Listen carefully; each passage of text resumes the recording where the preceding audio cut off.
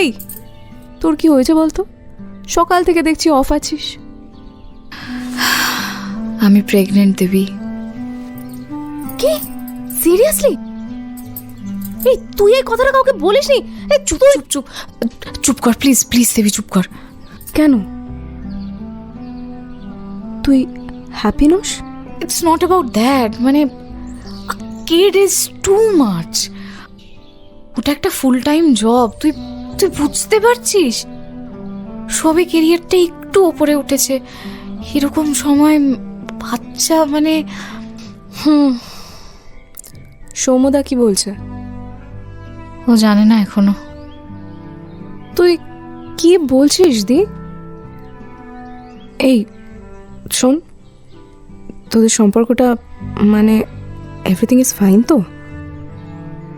হ্যাঁ মানে ওটাও আর কি, আসলে জানি না, জানিস তো মানে কদিন ধরে না সব কেমন উল্টো পাল্টা হচ্ছে। হি ইজ থিঙ্কিং চাকরিটা ছাড়বে, নিজের টেক স্টার্ট আপটা নিয়ে ব্যাঙ্গালোরে যাবে, পিচ করবে। আরে এখনই এই প্রেগনেন্সিটা হঠাৎ, আমার সত্যি মাথা কাজ করছে না, আমি কিছু বুঝতে পারছি না কি করবো। তোদের মধ্যে ভালোবাসাটা আছে তো?